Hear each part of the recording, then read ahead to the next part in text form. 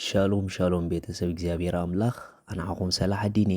እዚ ዝበለፀ ቃል ንዝበለፀ መዓልቲ ዝብል ፕሮግራምና እዩ ሎሚ ድማ ነዚ መዓልቲ ዝኸውን ናይ ሂወት ቃል ክንካፈል ኢና ግን ፕሊዝ ኩሎም ትሰምዑ ዘለኹም ንብዙሓት ሰባት ኣሕልፉሎም መታን ምሳኹም ሓቢሮም ክካፈሉ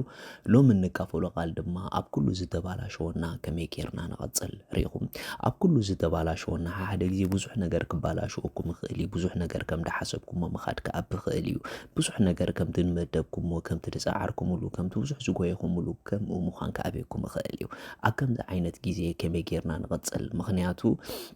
መጽሓፍ ቅዱስ ክዛረብ ከሎ ኣብ ኢሳያስ ምዕራፍ 43 ካብ ሓደ ደሎ እንድሕሪኹሞ ሕጂ ግና ኢሉ ኣታ ያዕቆብ እቲ ዝፈጠረካ ኣታ እስራኤል ድማ እቲ ዝደኮነካ እግዚአብሔር ከም ዝብል ኢሉ ተበጀካ እሞ ኢሉ ኣይትፍራሕ ኢሉ ብስምካ ፀዋዕኩኻ ንስኻ ናተይ ኢኻ ኢሉ ብማያት ምስ እትሓልፍ ምሳኻ ክኸውን እየ ብውሕጅ ምስ ትሳገር ኣይከጥሕለካን እዩ ብሓዊ ምስ እትኸይድ ኣይክትነድድን ኢኻ ባህልሃልታ እውን ኣይክህምኾካን እዩ ሪኢኹም ብሩኻት ኣብ ሂወት ብዝተፈላለየ መንገዲ ክትሓልፉ ትኽእሉ ኢኹም بحاوي بهالهالتا ብዝተፈላለየ ነብሱ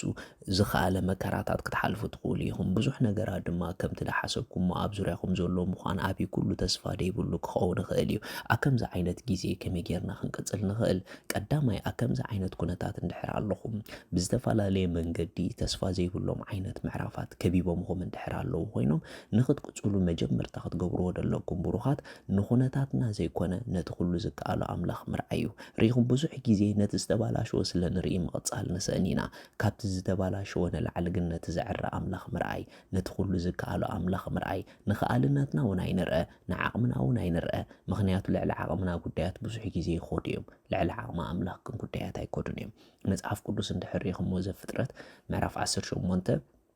ከም ዝብል ቃል ኣሎ ጥቕሲ 14 ንእግዚአብሔር ዝጨንቆ ነገር ኣለዎ ዶ ኢሉ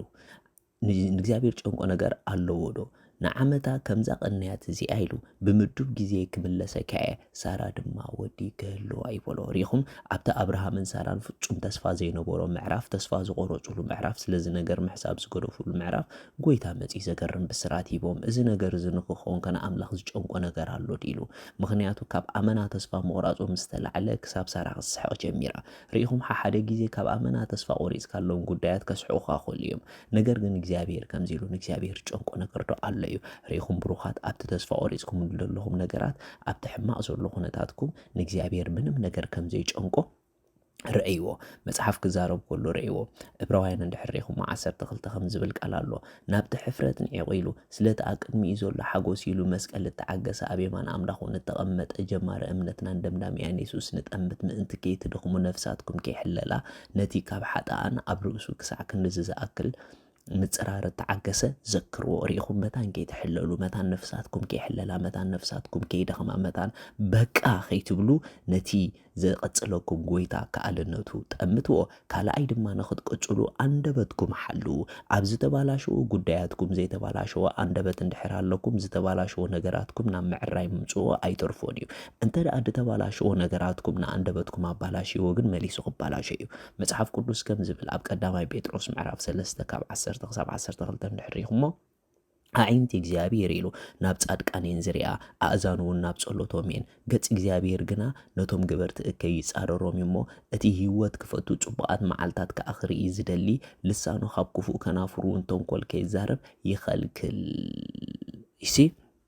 ካብ እከይ ዝበል ሰናይ ይግበር ንሰናይ ድማ ይድለያን ይስዓባን ሪኢኹም ጽቡቓት መዓልታት ሰው ኢለና ይመጻኔን ጽቡቓት መዓልታት ሎሚ እከይ ካብ ምዝራብ ክፉእ ካብ ምዝራብ ተስፋ ምቑራጽ ካብ ምዝራብ ዝተባላሸወ ነገር ካብ ምዝራብ ድተሓለወ አንደበት የድለየን እዩ ስለዚ ሎሚ እንተ ደኣ አንደበትኩም ሓሊኹም ካብ ክፉእ ምዝራብ ሎሚ እንተ ደኣ አንደበትኩም ሓሊኽንኦ ካብቲ ዘጋጥመክን ደሎ ጭንቀት ምዝራብ ርግጸኛታት ኩና ኣዒንቲ ክንጽባሕ ባህ ዘብል መዓልታት ምርኣየን ኣይተርፈንን እዩ ቀጺልኩም ድማ ኣብ ከምዚ ዓይነት ሽግር እንድሕር ኣለኹም ኣብ ከቢድ ኩነታት እንድሕር ኣለኹም ነገራት ምስላጥ እንድሕር ኣብሎ ኮይኑ ከም ዝሓሰብኩሞ ምኻድ እንድሕር ኣብሎ ኮይኑ ጸልዩ መጽሓፍ ክዛረብ ከሎ ያዕቆብ ከምኡ ዝብል ምዕራፍ 5:13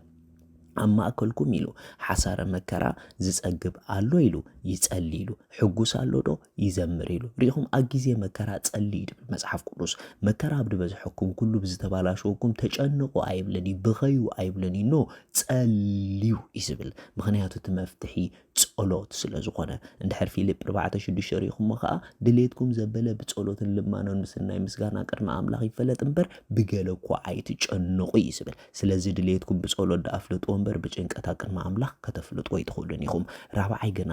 እመኑ። መጽሓፍ ክዛረብ ከሎ ቀዳማይ ዮሐንስ 5:4 ከም ዝብል ቃል ኣሎ ካብ ኣምላኽ እተወልደ ዘበለ ኩሉ ኢሉ ንዓለም ስዕራ ኢሉ እታ ንዓለም እንስዕረላ ስዕረት ንሳ ከዓ እምነትና ኢሉ ሪኢኹም ንኩሉ ዘጋጥመኩም ነገራት እትስዕሩሉ መስዓር መንገዲ እምነትኩም እዩ። ስለዚ እመኑ እምበር ዘይኣመንቲ ትኾኑ ኣይትፍርሑ። ሻሎም